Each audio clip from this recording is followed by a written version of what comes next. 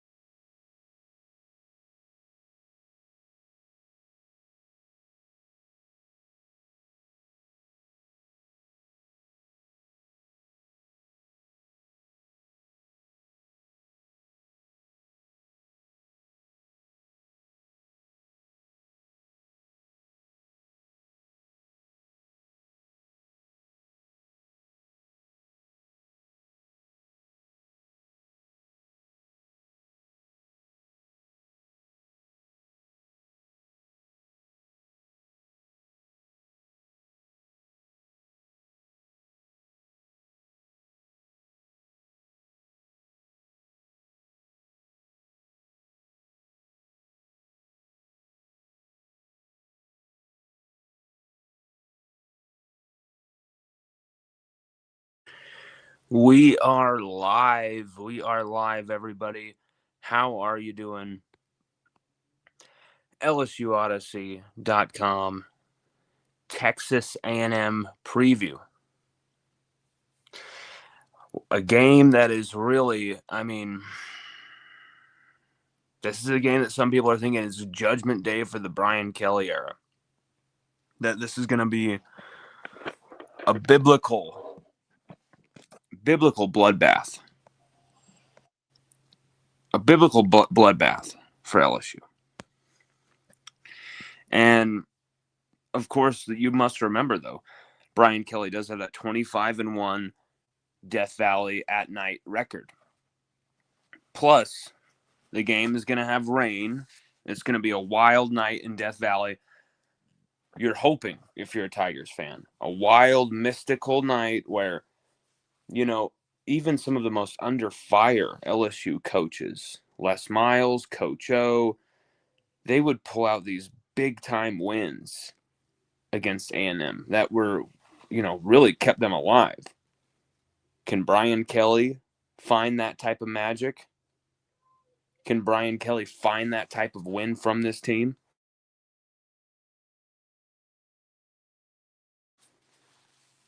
It never rains in Death Valley. Well, get used to the rain this Saturday night. It's going to be wet. It's going to be wild. And LSU against Texas A&M, this is a team that if LSU are not ready to play, if LSU are not coming in with their best, if LSU are soft in how they approach the game in any way, shape, or form, this is a game that LSU could lose in the blink of an eye. We could lose this 41-10. We could lose this 41-7. LSU has to be dialed in. You could seriously get big brothered in this game by the little brother. Like, how embarrassing would that be? And this is not something that is uncommon since Mike Elko has either been the defensive coordinator at A&M or since he's been the head coach. He's been there since 2018. Think about that, not just in the way the defenses have performed with Mike Elko, but also the fact that the win-loss column has flipped for them. Now, they haven't won in Death Valley since 1994. Hell, even that 2021 team beat A&M with that walk-off Jeray Jenkins touchdown. But as we are going to get into it, this is not your typical A&M team. This is a team that LSU we faced last year in some capacity with Marcel Reed coming off in the second half and just erasing us. With the help of a bunch of pressure from this defensive line, bullying our offensive line, turning, these horrible turnovers from Nuss into points very quickly, cashing in, but also just really bodying us, offensive line, defensive line, in the trenches. It's not an uncommon thing in the Mike Elko era. And as much as I hate A&M, it is hard for me to say that it's true. Is this A&M team for real? That's what you have to ask yourself. Because if this A&M team is for real, 7-0, just gave up 41 points to Arkansas in a game where they let Arkansas hang in there nonstop, punch for punch. Then the magic of Death Valley shouldn't be something that gets them off track. The magic of Death Valley shouldn't be something that diverts them from kicking LSU's ass. But we know that the vibe of Death Valley is capable of spinning a game. We always know this. However, we could also see in some sectors of the fan base, because we have seen it, and I don't, whether you want to admit it or not, there's some sectors of this fan base actively wanting bloodlust, actively wanting LSU to lose this game. Why? Because they want Brian Kelly gone that bad. And Brian Kelly was very testy, very, very, very testy in his press conference, where every question was followed with kind of like a snarky thing. And then the TJ Ribs radio appearance was even weirder. I'll play a clip here where he answers a question from Cokie Riley in just such a strange way, a combative kind of way, where he's basically trying to say, you don't understand. I've been trying to be funny. I've been trying to be a smartass this whole time. And it's just very, I'll play it for you. Probable? Available, good and probable. Yeah, so I think we're updated, with that. How are you guys planning for the weather? I'm going to answer this question in a professional manner.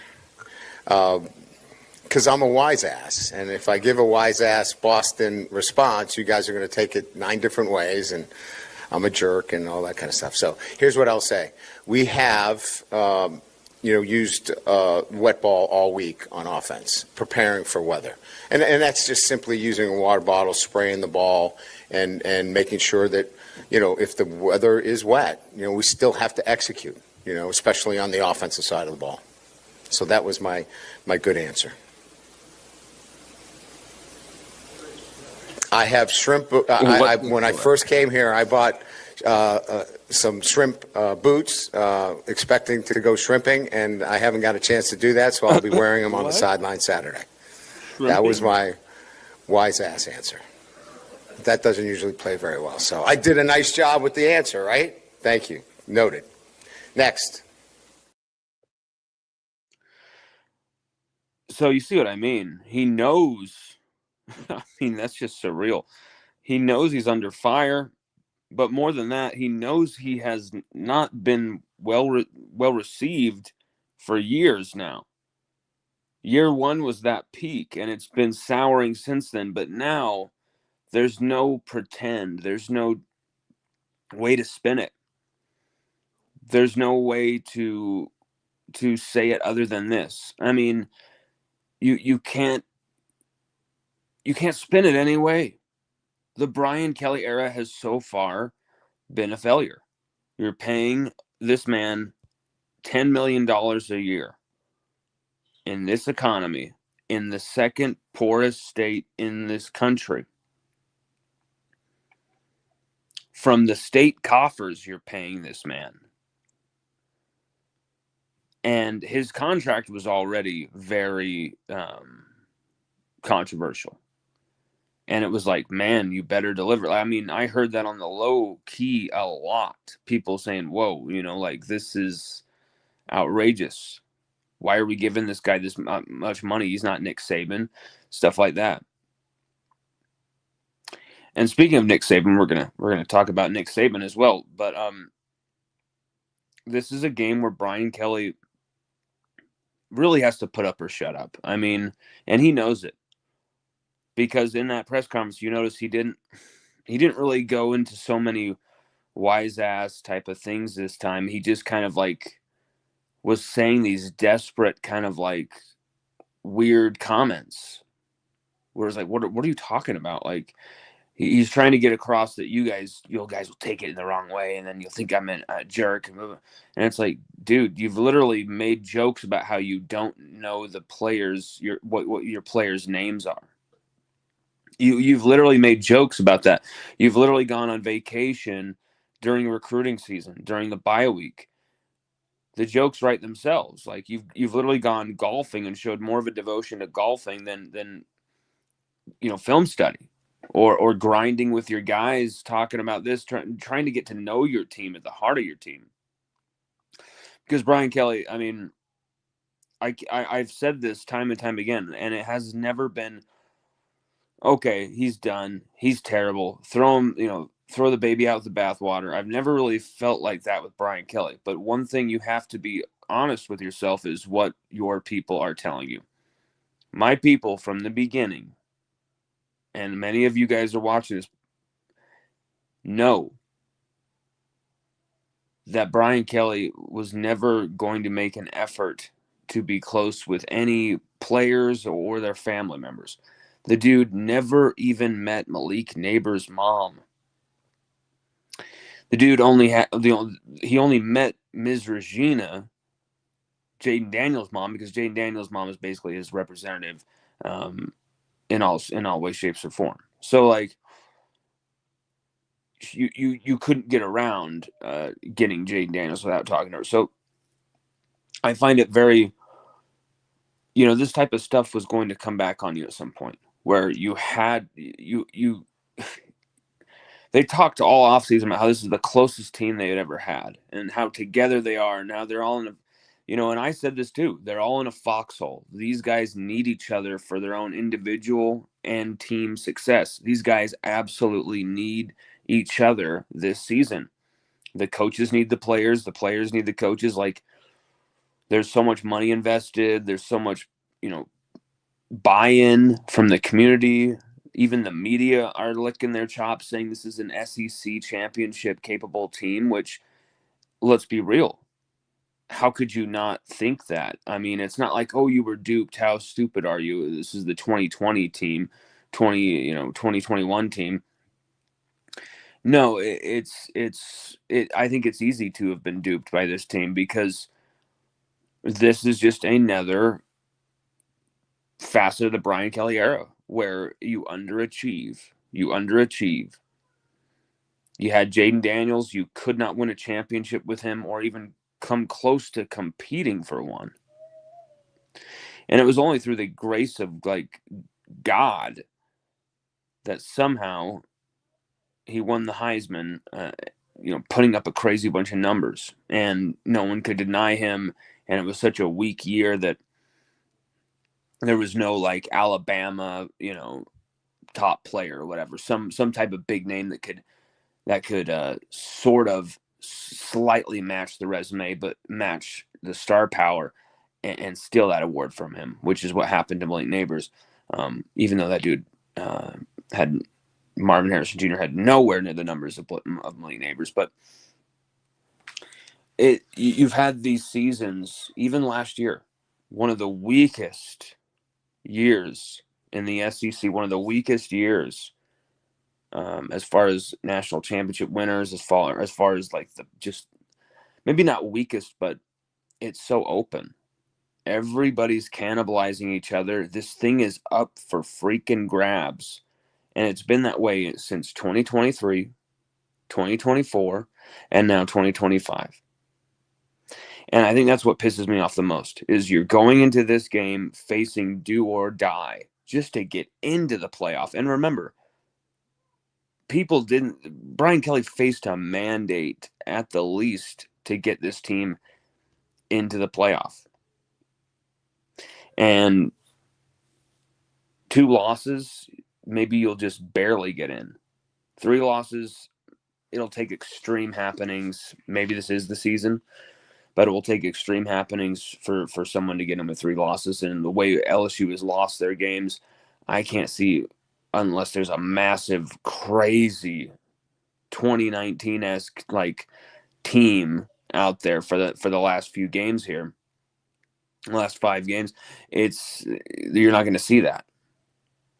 But that's all about Brian Kelly from 10,000 feet. This is really also, Brian Kelly's birthday will be this Saturday night, and we just went on a rant about Brian Kelly and then all this stuff about how important this game is for him.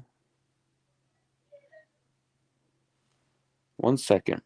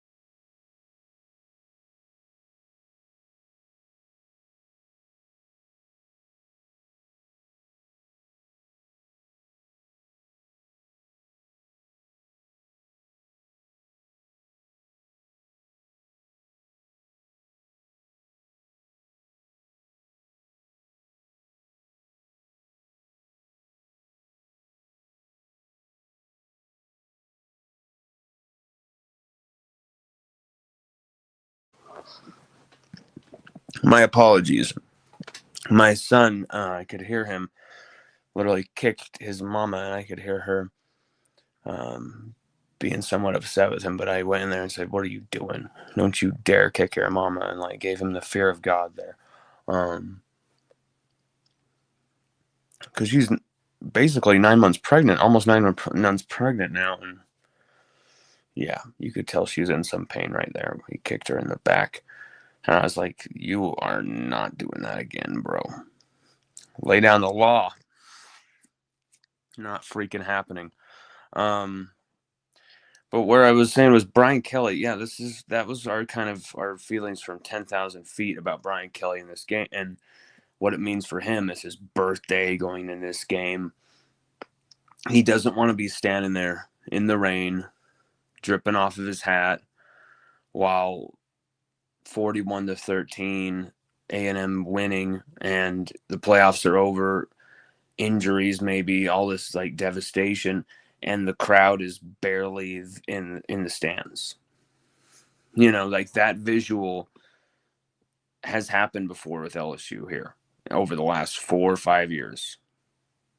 That visual, when it happens, it stings, it stays with you, and it has stained this program. And LSU cannot afford in any way, shape, or form for that to happen this weekend.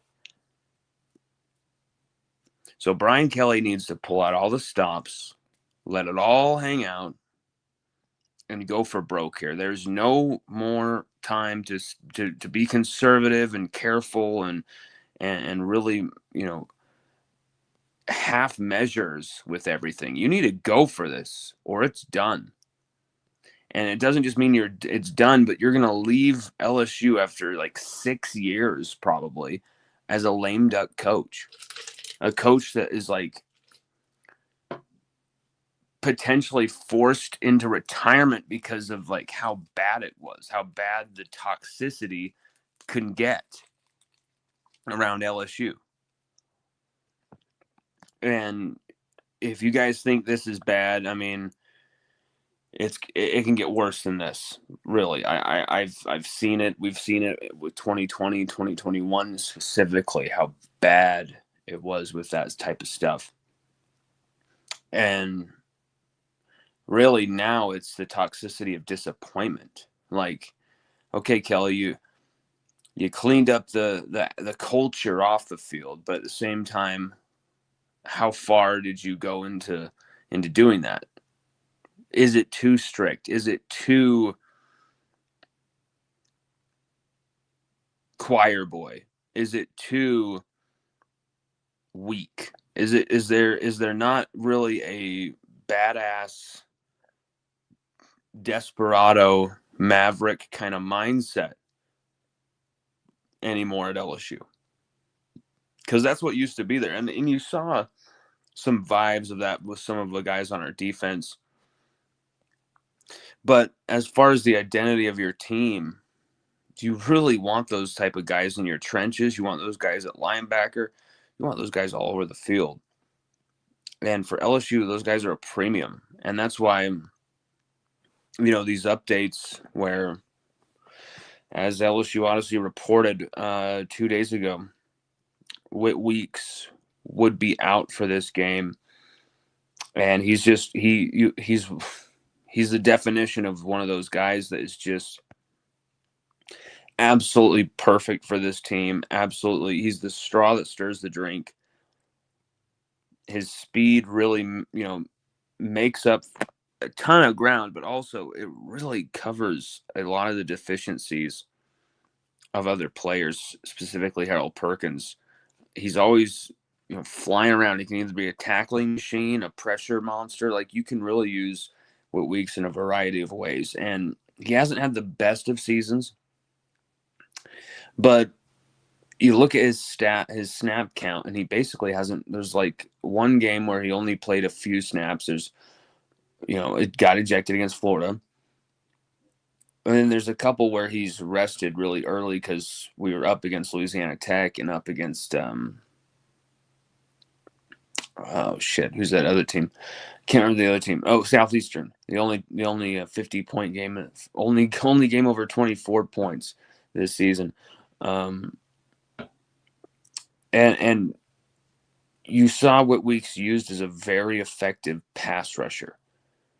16 quarterback pressures on the season, but all of them were on key third, fourth down, huge plays. And just, I believe, 1.5 sacks. Did recover a fumble. Has really, he really hasn't played much in the grand scheme of things. Like outside of South Carolina, which I think was his best performance this season, him and Harold Perkins. And of course Clemson, we really didn't see Whit Weeks really get into a groove this season. And now you're wondering, is that it for him this year? Because I hope to God not. Maybe for his health, that's the best thing actually. But man, when you lose Whit Weeks, the leader that he is, he really is going to hold everyone accountable, and in a way that, my God, if the fans could understand and know some of the stuff Whit Weeks has said or done on the sidelines, especially in the name of keeping his getting his teammates in the right spot, in the right headspace, you guys would give this dude like any award you possibly can. Like Whit Weeks is absolutely everything you want in an LSU Tiger. And now you're going to be missing him for the second straight game. LSU are 0-5 when Whit Weeks doesn't start the game or is either benched like in his freshman year where he just isn't playing, which was an absolute catastrophic decision, or he's out injured. And he was never out injured until these last two games. He got injured in halfway through the Baylor game or right before the halftime, whatever. But he started that game. Whit Weeks and LSU, I mean, the record is really strong with him as a starter. LSU won their first 8 games with Whit Weeks as a starter. Chances are, if he starts for LSU the entire 2023 season as a freshman, I think the chances are high that LSU at least get into the playoff. That's how weak that year was, but also that's how great that LSU offense was. And if you just have, Whit Weeks, who was an absolute freak and was at least getting something out of Harold Perkins because of his presence on the field, they were playing off of each other. Him and Mekhi Wingo were teeing off each other. You had all these collaborations because of Whit Weeks' arrival, and your defense is playing great. And then you see him, he gets taken out, and boom, everything changes. You saw it again against Vanderbilt, and in the worst freaking way possible. And you have Whit Weeks, you have his speed, he can close that shit down. He can close those windows. He can make up for maybe an alignment mistake or whatever. But you don't have him, and you might not have him for the rest of the season. There's certain decisions being made right now, I would think, about whether he should be playing the rest of the season or if, hey, we'll shut you down and have you come back next year. But I'd feel really bad for Whit if that happened. You can see the look in his eye when he's on the sidelines. He is just like ready to bite someone's freaking head off for having to be on the sidelines in the first place. Like, he belongs on the football field. And that's a huge miss, but you're gonna have to really make do. Devon Keys is gonna have a big game. West, Whit's brother, he actually played the best out of your defenders. Him and Mansour Delane, this last game against Vanderbilt, but they're going to come after him in coverage. And so West Weeks, Devon Keys, Tamarcus Cooley, these guys are going to be picked on in coverage. They have to make a play on the ball. You have to make a play on the ball or we're going to get destroyed. It's that simple. Offensive lineman, freshman offensive lineman too. Carius Kern, who I think is going to be a guard when all is said and done. But he's been playing at right tackle at times with Weston Davis. Like Weston Davis broke his nose or something, was out of the game a few like against Southeastern or something like that. So Carius Kern has played some here and there, but I see him more as a guard. But he's going to be playing at left tackle, replacing Tyree Adams and keeping DJ Chester, who was the expected starter for Tyree Adams out there, keeping him off the field. And I think that's a smart decision, Carius Kern at left tackle, man. I think he's still a guard to me, but I think he's a lot better of an option. Really, this offensive line is scalampus. There's just a few moves they need to make, and things might be a lot better. At least enough to get 120 yards a game or something, at least. And I just feel like that the fact that you cannot solve the puzzle for this offensive line is such a huge freaking indictment of Brad Davis. And you can't spin any other way. Josh Thompson should be probably out at right tackle. Paul Mbenga should have never been a guard in any way, shape, or form. And I owe some of that knowledge to my buddy Daniel, who's kind of pointed that out. Daniel from the Go team. So it's like, wow, that guy's smart, knows his shit. But we could probably get something going if they actually could figure this puzzle out ahead of this game. But here's the thing about A&M that really worry me is they knock the shit out of you. This is a team that knocks the shit out of you. And it worries the crap out of me. This David Hicks, DJ Hicks, Cassius Howell. I mean, they've got 25 sacks and 55 tackles for loss. This A&M front, guys. I mean, that leads the SEC. His 7.5, Howell's 7.5 sacks. It's outrageous what this defense can do up front. They're second in the country defending on third down as well, and LSU is somehow 51st in the country offensively on third down. We should be way lower than that, but who knows? And then also this, guys. LSU has scored just 3 points over 7 opening drives this season. And let me tell you, Arkansas, this probably won A&M the game. Arkansas and A&M, a game that was 45-41, this big shootout back and forth, right? A&M's defense gets run out of the building on the opening drive by Arkansas.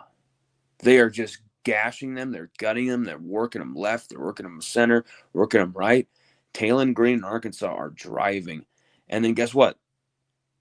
A&M make 3 big plays down there, hold them to a field goal on a drive that was beyond promising. They had A&M's number, and it didn't matter. A&M held tough, made them kick a field goal, and made the adjustments. That game was won 45-41. That drive makes the entire difference in the game in the end. Even though at the time you think it doesn't, in totality, it does. LSU have to finish these drives or they have no chance in this game. Have to finish the drives or there's no chance in this game. And, I mean, the omen's not really good. Only 2 touchdowns scored in 6 of LSU's 7 games. I mean, outside of the Southeastern game, which Southeastern guys, Louisiana Tech shut them out. Just let's think about that for a moment. LSU haven't scored more than 24 points in any game. Just 24 points against Vanderbilt, 19 against Ole Miss. Ugly. Only one 100-yard game for any running back or receiver. That was Trey'Dez Green. Asterisk, because Aaron Anderson did have a 99-yard game, but no 300-yard game for Nuss either. I think, though, for me, a battle that is really going to dictate who wins this game is Concepcion and Craver. Mario Craver and Kevin Concepcion, the outstanding receiving duo for Texas A&M. They are incredible this season. They combined for 10 touchdowns. Concepcion leads the SEC with 6. They both have 500-plus yards. Concepcion over 600. Leading the SEC in all of these categories. Concepcion 6 touchdowns as well leads the SEC. These guys can go to town.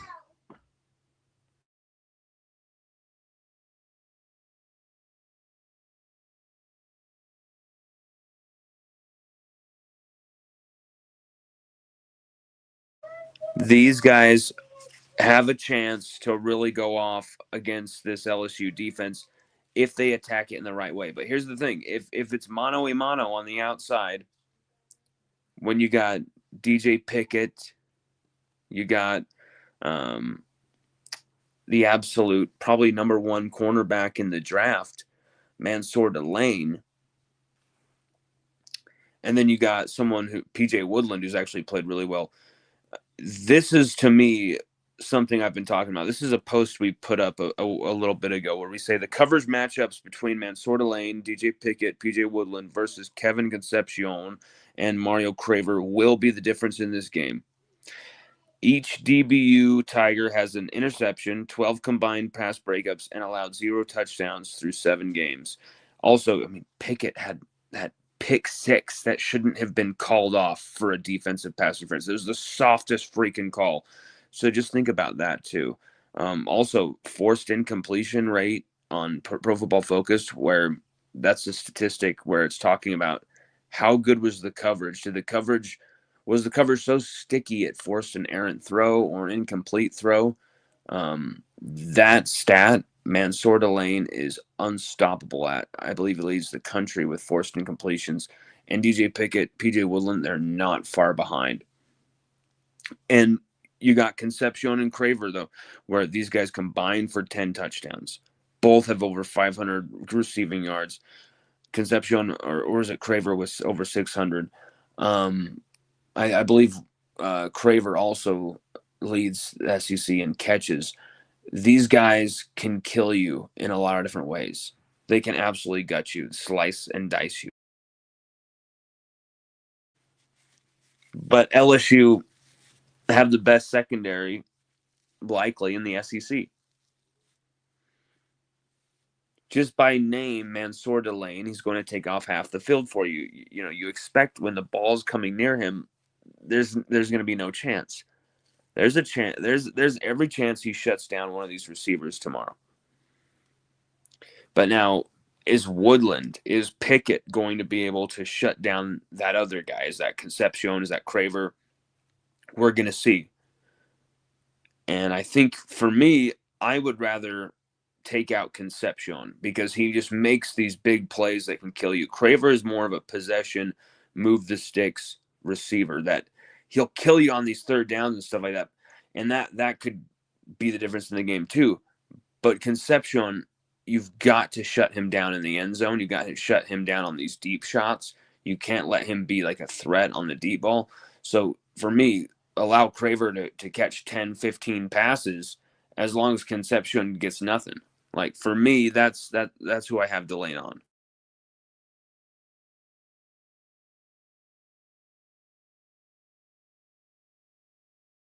But a big test, colossal test, for freshman DJ Pickett, and I believe he's got to be a sophomore now, PJ Woodland, to go up against these guys. Because we know that the offense isn't going to give us much. And so our defense is really, we can't give up these explosive plays. We cannot just get dialed and duped by these explosive plays. But guys,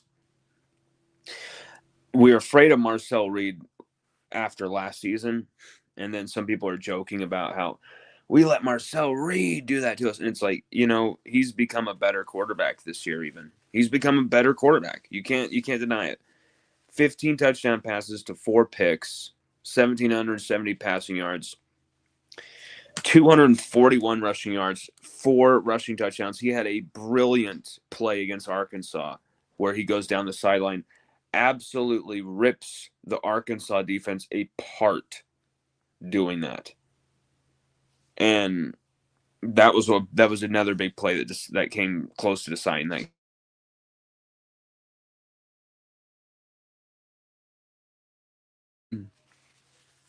You also had Ruben Owens, 396 rushing yards, 3 touchdowns, and then Le'Veon Moss, 389 and 6 touchdowns. But guess what? Le'Veon Moss, thank God, is out for this game. He killed LSU the last few years. Former LSU commit, Louisiana native, Le'Veon Moss, thank God he's not going to be on the field.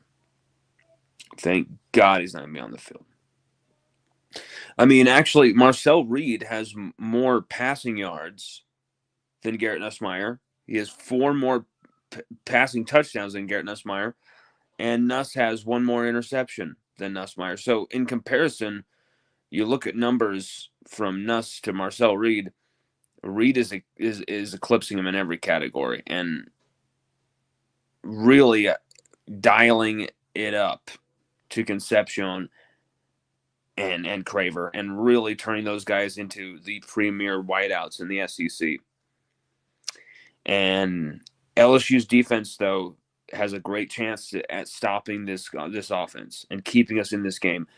It all depends on this offense of LSU's actually scoring points to keep us in this game. Marcel Reed on the ground, though, is another proposition. I think LSU have a great chance of stopping what they want to do and what they've been able to do throughout the season to Craver and Concepcion. I think those 2 guys might not have as big days, but Marcel Reed, Ruben Owens, they can absolutely hurt LSU's defense. And I know we saw some progress against Lenore Sellers, incredible progress. And we thought, okay, they turned the page. We saw incredible progress on Cade Klubnik. But what you did against Trinidad Chambliss, and then what you let be perpetrated upon your face by Diego Pavia, is something that cannot be accepted or tolerated. LSU against running quarterbacks, dual threat quarterbacks, it has to end now. And if it doesn't, LSU are going to lose their 2nd straight game here and their 3rd game of the season. Because Marcel Reed on the ground, 3rd and 6, they can kill you with these 2 receivers. They can hurt you with this tight end who's been making plays. They've got a great running back who's dual threat out of the backfield. And then they got a true dual threat quarterback who will not hesitate and will take the space and take the yards and then get out of bounds, get 5 or 6 yards and get out of bounds, get you the first down. Those type of plays will really hurt this defense if they find themselves in those situations over and over and over again. It will wear down this defense. And then A&M can really pour it on LSU if it gets to that point. And we cannot let this get to that point. They cannot.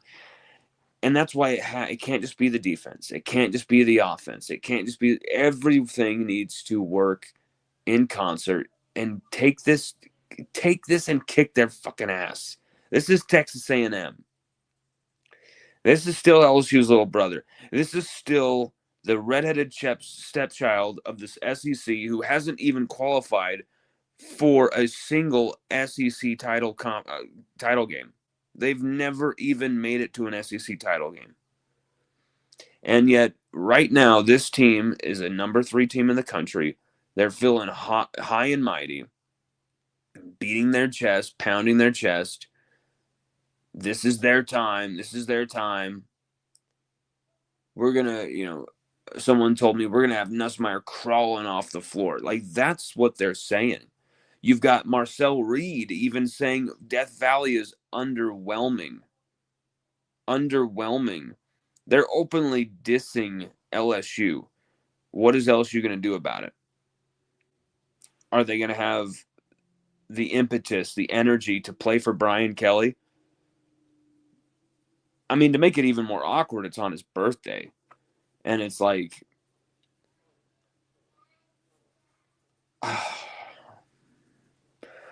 I want to see not for Brian Kelly, for LSU. Go out there and win this game for LSU. Keep LSU in the hunt, but also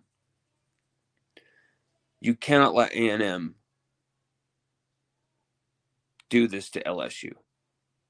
Start to put their crown together, whether they win the title or not. A big win in inside Death Valley. To go 8-0 this season would really be a big thing for the program for A&M. All that money they've got, all that backing they've got, military industrial complex, fudge packing, yell squad. They've got it all there. And you're going to be contending with that type of money for years to come. You're going to be really up against that type of.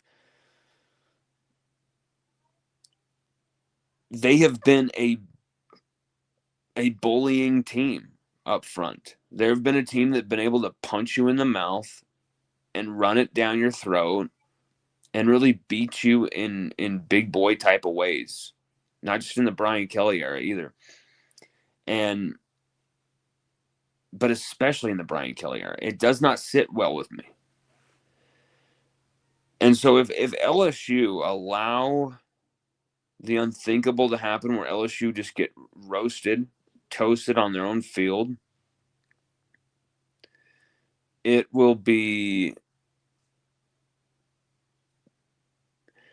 I really think, even though we've heard that the boosters don't think that there's any money to get rid of Kelly, all that stuff, I really think they would consider it, because it's so hard to take to watch LSU getting eaten alive by A&M at home. But you've got to finish drives. You've got to score points. You've got to put the thing in the freaking end zone. You got to feed Trey'Dez Green. You made one good decision here, putting Carius Kern at left tackle. That's a great sign. Now bench Weston freaking Davis while you're at it.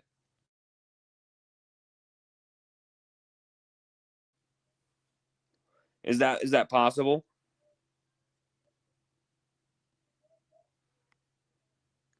I guess not. I guess it's not possible. But for me, this game is going to come down to big boy football. It's going to come down to brutality. It's going to come down to, really intense 1.5, 2-yard gains that decide these things. Our original prediction before the season started was actually a 24-28 loss for LSU. And this time I'm kind of struggling where to go, what my pick's going to be. But I think I kind of got where I'm going to go. This is a game where LSU have to do everything they can to stem the tide. LSU have to hang in there. LSU have to be able to punch back. to be able to respond, be able to like look at the early opening second half against Vanderbilt, where LSU are really coming into this thing, and okay, they're making these plays, they're scoring these touchdowns, they're getting back into this, okay, and it just you can't finish these drives off. You cannot finish these drives. They have one of the lowest quality drive, being able to one of the lowest rates of finishing off quality drives in the nation. Just absolutely abhorrent statistically in every way, shape, or form.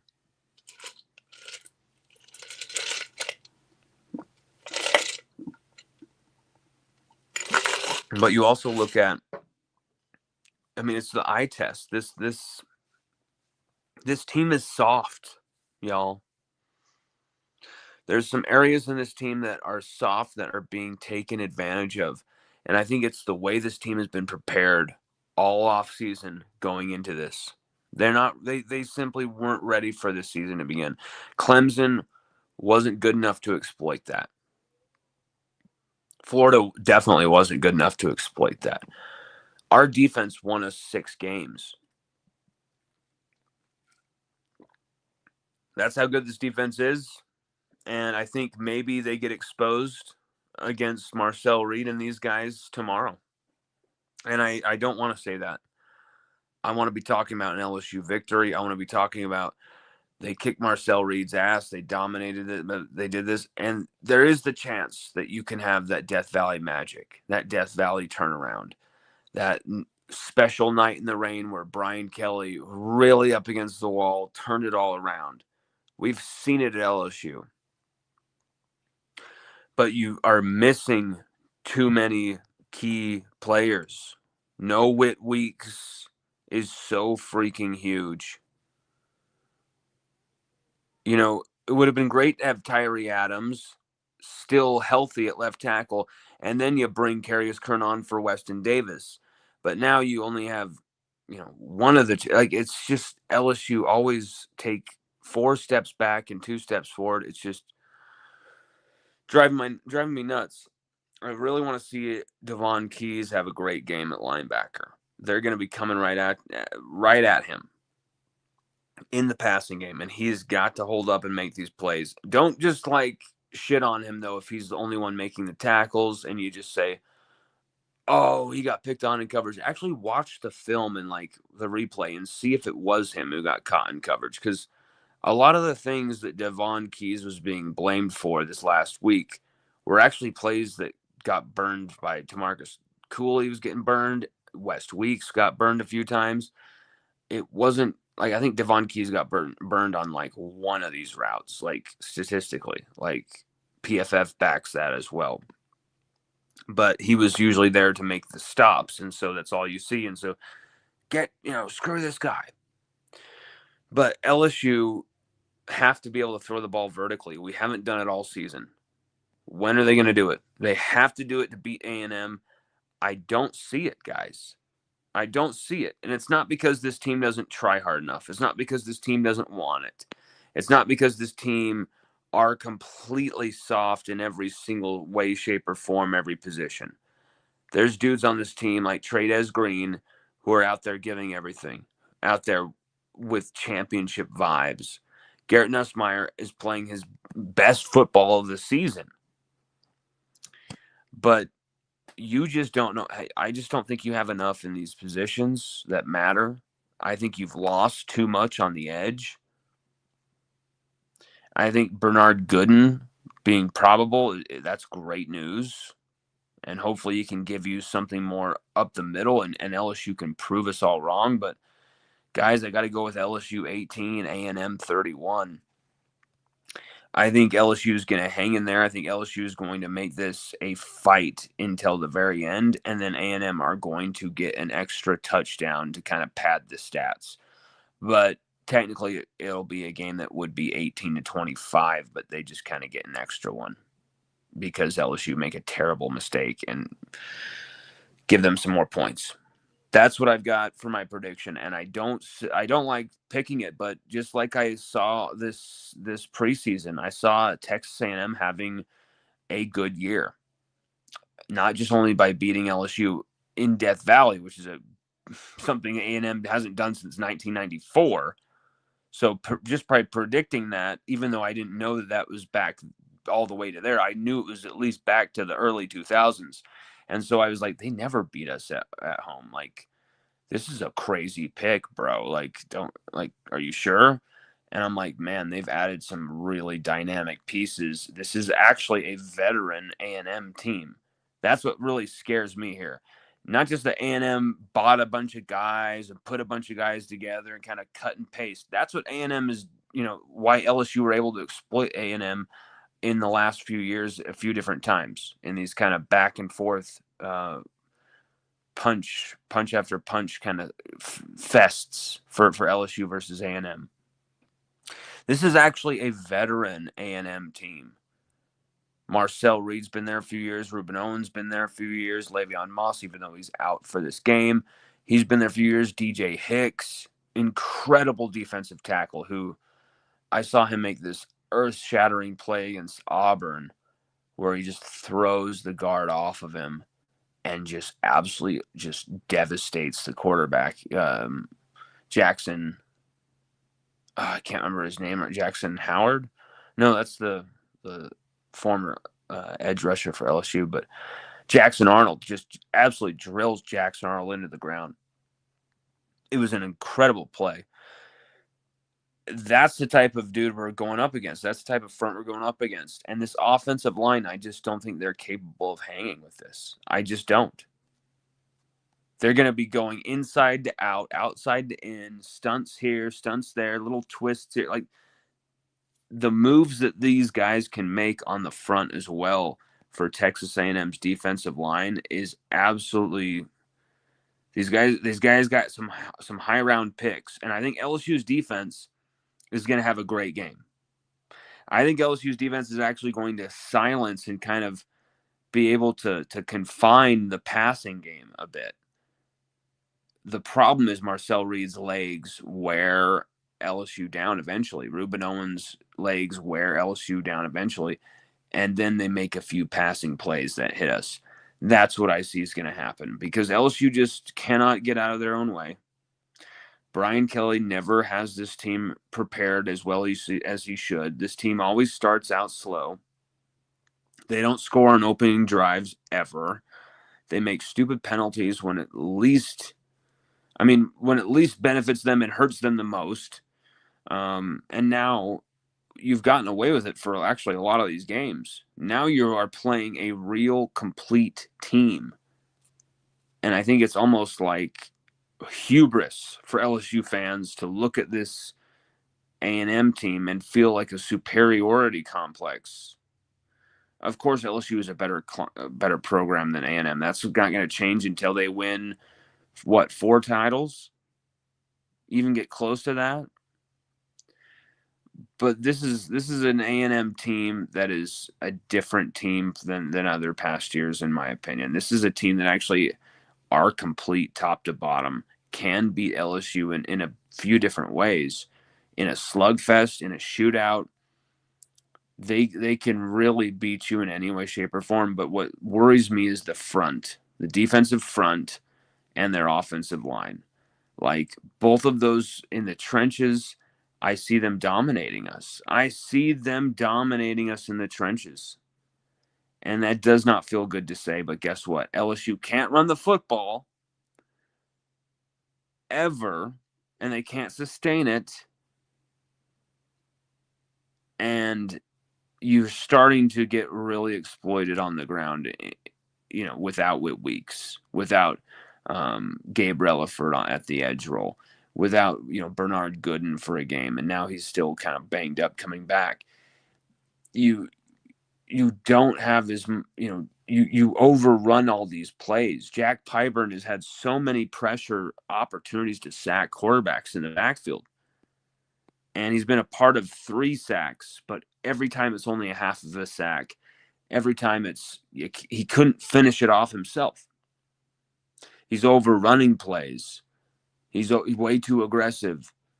He has got to finish this season strong for his own NFL draft, slate, for his own NFL draft pedigree,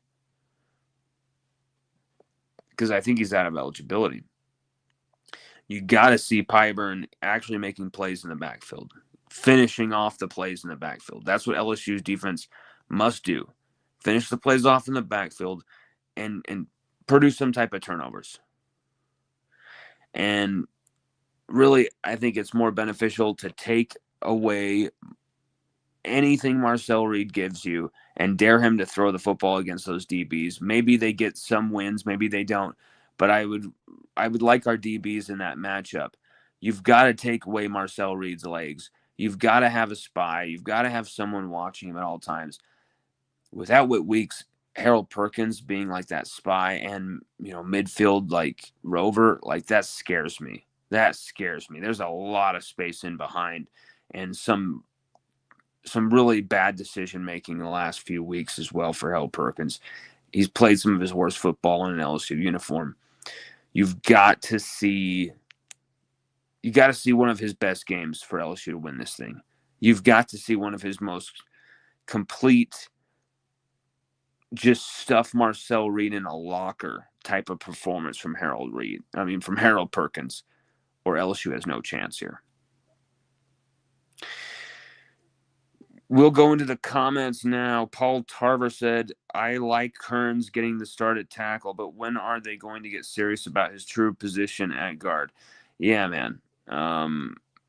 You would wonder with Brad Davis, and I wonder with Brad Davis because the guy, great on the trail, not really good at developing the talent. I mean, he's been there 4 years. We haven't seen it.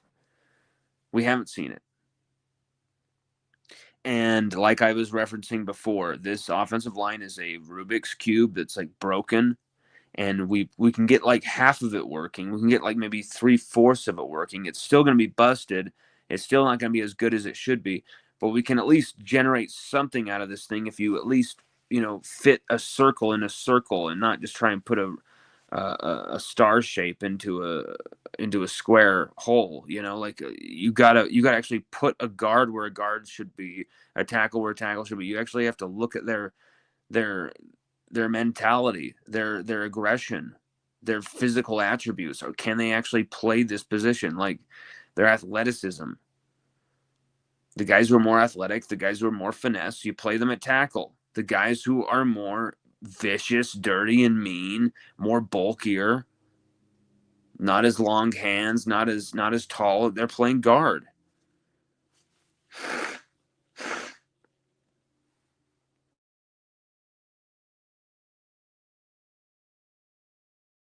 Joseph Bennett, what's up, brother? Joseph says, Paul, that just shows you right there how badly this team is coached. Oh, it's true. It's true. It's true, Joseph, and it sucks. Joseph Bennett adds, Lon, I agree with everything that you're saying. I couldn't say it better myself. Thank you, brother. Share this as much as you can. Share this at the social media thing that you use, and we love to have your support. We love to have your listenership, your viewership, your readership. If you're reading the articles, we absolutely are thrilled, humbled by it all, because what we do, we're lucky to be able to have any type of audience, and we don't take any one of you for granted. Oh my God, I see Amacat1. I see Paul Tarver. Joseph Bennett, of course, has wow, so many comments here. Paul replies, he says, sadly true. Also, poor technique on the O-line. Cole Kubelik, one of my favorite commentators, and probably your favorite too. Love this guy. But Cole Kubelik called them out by game 3 this year for firing out too high, losing much needed leverage. Yes, and they usually are in these like way too tall positions, way too hulking positions where it's like you're going to get smashed from someone who's lower. It's almost ridiculous.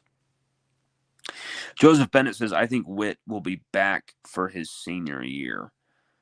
One really, really wishes, because LSU's defense, there's something else with Witt. And you feel like if you lost him right now to the draft, it would feel like that's a guy who needs to be leaving LSU with a title. It just sucks he's out, man. Sucks that he's injured. Paul Tarver says, I can see fans heading for the exits at half if it is wet and wild and LSU putting on a dismal show. Hope that does not happen. Would like to see it all hang out. Dude, me too. I don't want to see some bullshit where LSU are out of this thing by halftime. You know how hard that will be to watch that second half? Not imagine if you're there too, but like, oh my God, I want a game. This team needs to give us a game. This team needs to be ready to fight 4 quarters. This offense needs to be able to punch it in. We're sick of watching a poo-covered product, Brian Kelly, and a safe product. You know, they remind me of Arsenal when Arsenal's owners in the 2000s were too scared to spend any money on the team, so they would only just do enough to qualify for the Champions League, get the Champions League prize money, only just get to the round of 16 of the Champions League knockout rounds, get knocked out in the first round, only make the top 4, and they were always just okay with that kind of just, hey, we're still successful, we're still getting 4th and 3rd and 2nd. We're not winning anything, but we're getting so successful. That type of relationship with mediocrity, no more. And if Brian Kelly wants to be fine with that, and hey, we're better than, it's like, hey, man, it's this in the 90s. Like, LSU should be in the playoff every year, every freaking year. There's no excuses. Joseph Bennett says, all of our defensive linemen are really DNs. Gooden is really a defensive end. They're just too small. That's true. I mean, Gooden, he's a penetrating inner D lineman, but you've seen him. He's been lined up at edge more than he's been at defensive tackle. And so, I mean, I love his contributions for the team, but you don't have much beef to really disturb the protections and break up plays from the interior. You just don't. But Gooden, 5 pressures and 1.5 sacks last time he played. You need that guy. Amacat1 says, everyone putting the loss on my team. I'm calling the upset. A&M ain't never won shit. I like to see the passion, my man, Amacat. But there's a reason everyone's saying that LSU is going to lose this game. And it's because we don't see any fight in Brian Kelly. We don't see, maybe we see fight in the players. Maybe we see hunger in the players. Maybe we see desire in the players. Maybe we'll see that this weekend. But when your coaching staff is as dysfunctional as they are, it takes that away. It limits that. It gets in the way. And I think that's what made Nussmeier so frustrated this last game, to the point that he started crying on the sideline. I think he was just like, oh my God, the frustration just boiled over in that moment of just like, oh my God, and I don't blame him at all. Don't blame him at all. Joseph Bennett says, yeah, but I'd rather anyone in the SEC but that Bama. Both Bama and A&M just off limits. Like, to hell with them. To hell with them. Paul Tarver says, Lon, we need you to cover a Brian Kelly presser and ask him why hasn't he in 4 years duplicated his successful O-line and tight ends at Notre Dame here in Baton Rouge. I'm actually able to do the SEC teleconference with the Zoom links. I get the Zoom link every week, and I used to get a question like every time, it seemed. Now, Brian Kelly, there's like 5 more minutes of time for him to accept questions. And the guy literally said, anyone have any more questions? And maybe I was supposed to just speak and supposed to just, start saying the question. But my hand was raised on the electronic thing, so they could see my hand was raised, I thought. and they just didn't call on me. And that's happened a few times. And so it was kind of obvious what was happening. But we've been to probably like 10 to 15 press conferences just from Kelly alone, a little bit more with other guys. We went to a Matt House one. We were there for a Joe Sloan one, a few others, but we're there for a bunch of player availabilities as well. We've got footage of all of this on our website as well. But I would love to do that, because there's some questions that aren't being asked, and I think I know the right way to do it without being a dick. It's just all about money. We can't afford to fly right now. Like if we did, I'd be on a plane and covering it and doing it. So if anyone wants to help fund LSU Odyssey to be able to travel, your investment is going to be very well placed. I'll just say that. And it's something that will really help us take it to the next level. We'll do what we can until then. Try and get there. MCAT1 says Mason Taylor, Will Campbell, Emory Jones not successful. Who? Oh, you meaning the Paul Tarver's comment about moving the O-line and tight ends to Notre Dame? Well, dude, those three guys are just baller players who were a part of, like, just like Malik Neighbors, just like Brian Thomas Jr., just like JD5. Like, they were supernatural baller players that you just kind of give them the football, put them in the right situation, plug and play. They're going to be fine. Mason Taylor might be wearing a gold jacket when all is done, just like his dad. Will Campbell, he's looking like it too. There's serious questions to be asked about Brian Kelly's offensive line pedigree, big time. And I think anyone who tries to say that there isn't is kind of being overly biased and kind of ridiculous and way too pro Brian Kelly. This offensive line has been an absolute joke, and it needs to be called out. It needs to be pointed out, put under the microscope. And I love hearing true offensive line people really dissect it and call out certain shit and why certain stuff failed. But everybody, that's our prediction night, and thank you so much for joining us. And we're going to be having all the coverage like we usually do immediately after this game, no matter what is going on. If things, hit the notification thing, because we might go live when you least expect it, and you might miss something crazy. Everybody, have a good rest of your night. Hopefully LSU can pull this out and get some type of momentum, get some type of win. But that is our prediction for right now. Amicat 1, Paul Tarver, my man, Joseph Bennett, my man, and all the rest of you who are watching, Sweet Louis Corona, my dude, all of you, have a fantastic rest of your night. We'll be talking to you and writing to you tomorrow, both an article and live show following the game, only here at LSUODYSSEY.com, where you get breaking news, you get info, you get all the stuff, one-stop shop, LSU, baby. It's always go Tigers.